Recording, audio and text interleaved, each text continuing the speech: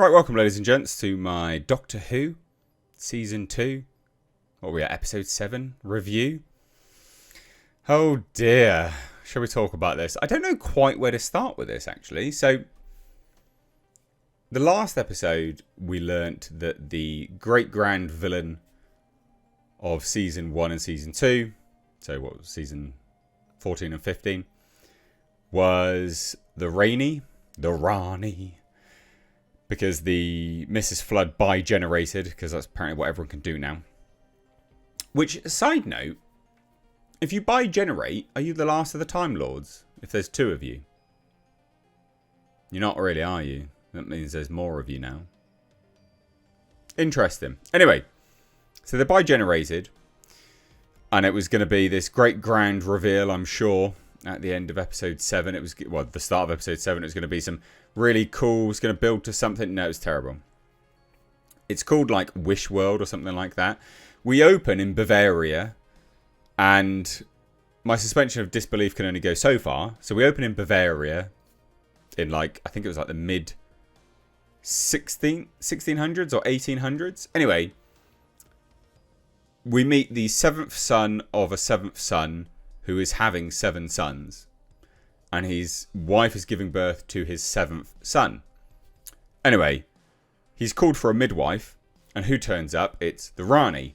Now, I don't know about you, but in that time period, you probably wouldn't have seen or come across many Pakistani Indians. You're just not, right? Like, you're just not going to come across many Pakistani Indians in Bavaria in the 16 or 1800s, right? It's going to be quite unusual. And I'm pretty certain as well, in Bavaria, that would be an unusual sight. Something questionable. But they don't question it. The guy just lets the Rani into his house.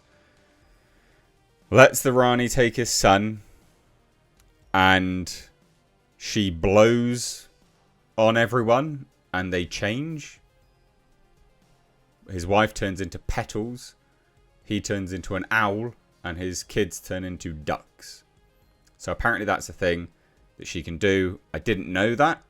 I don't know the Rani's power set, but apparently that's something that that particular Time Lord can do. Interesting. Anyway, she takes the son, obviously, and we flash forward to some weird dreamland where the Doctor is waking up with Belinda in bed. Their husband and wife. He's not called the Doctor anymore. He's called like Jonathan Smith or some crap like that. I don't know, most generic name ever. And obviously someone has hypnotized them to some degree. The Rani has, obviously. Don't know why, but Ruby's there. Ruby is like, do I know you? Are you the Doctor? And he's like, no. Do you need a doctor? Anyway, this make-believe land continues for the majority of the episode, basically right till the very end, which doesn't really serve any purpose, but it does serve a purpose to push some narrative. So at one point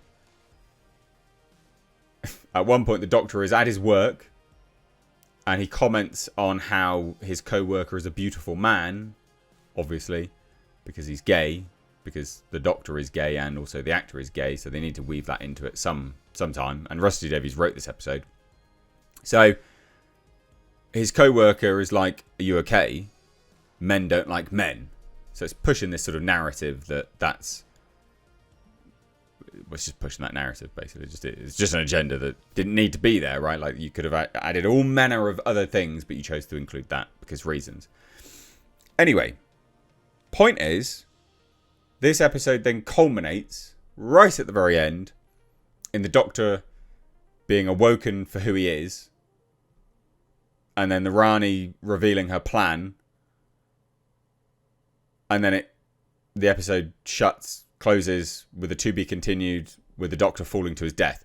Now, I really hate episodes like this because the end of the previous episode sets up progression. But we don't get any progression in this episode. This is like a filler episode, but in the most pointless way possible. Because we don't get any filler at all. We don't really learn anything, to be honest. Like, you could have done this in a much more nuanced way.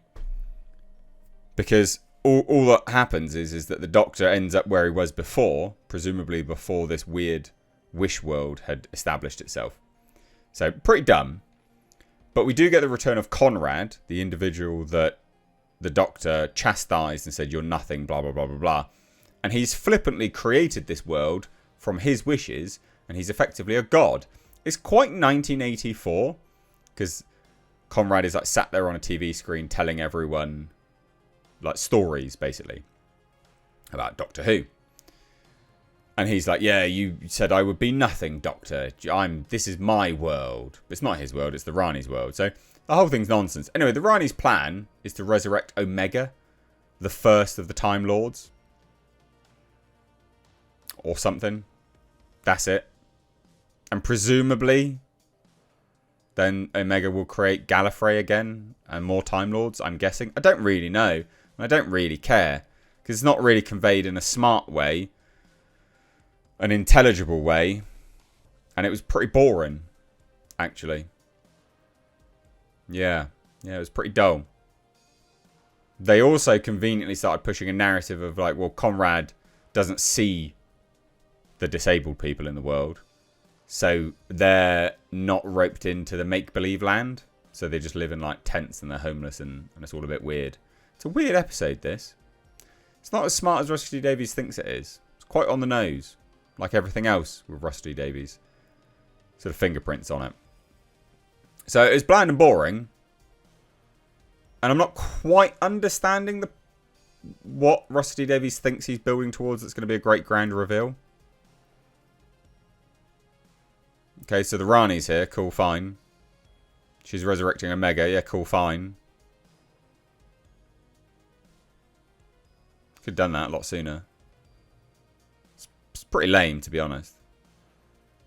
So there you go. I don't have much else to say, really. It's not great. I can't imagine it's going to have great ratings either.